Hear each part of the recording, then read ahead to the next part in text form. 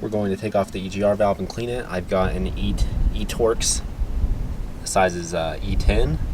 Remove these 3 bolts, 1, 2, and 3 on the bottom, and this hose clamp also needs removed. There is coolant in this hose, so I'm gonna take a quick clamp and clamp it off to try to prevent, you know, dripping any antifreeze, obviously.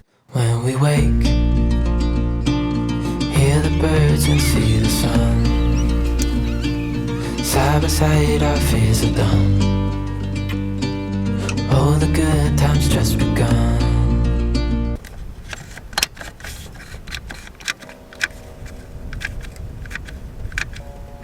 Alright.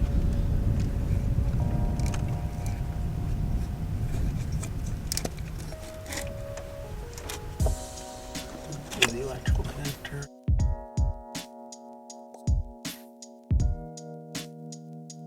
The battery died, but I removed the 3 bolts, and I did this little trick because I've been reading a lot about people stripping their thread. Basically all you do is once you get the socket seated on there really well, you just tighten it like 1/8 of a turn. You don't want to tighten it much, but this basically just breaks it loose, and if there's like any rust, this will kind of help, and then you go ahead and drive it back out all the way, and hopefully you won't have any issues.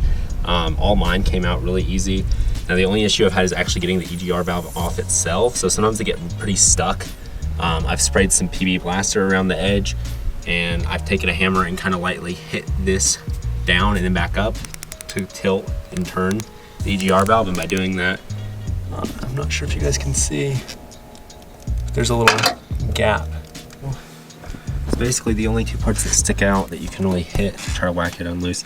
It's this corner right here and the actual hose. Everything else goes through to where it's actually bolted in. So I'm gonna grab those 2 and I'm gonna pull it.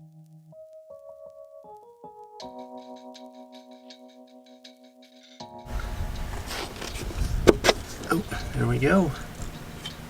And as you can see, it's pretty stood up. Carefully get this gasket. I'm gonna reuse this gasket, but they're cheap. If you're planning ahead, you can order one pretty cheap.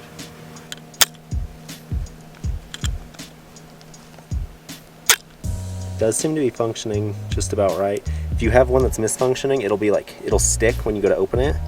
So you can see those openings. It should always click back and make that snap noise. So mine seems to be doing good, but I do believe it is starting to stick because we've had some hesitation when we start sometimes. And this is straight from Million Mile Sprinter. I reached out to him and he advised it maybe this, and I figured it was good. It was due for a good cleaning anyways.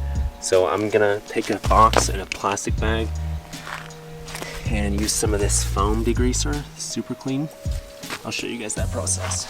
So first off, this thing does have electronics, so you don't want to super soak it. I think I'm gonna spray my rag down and kind of clean this half over here, and then I'll soak this part, this where the actual mechanism's at, and scrub it with a towel.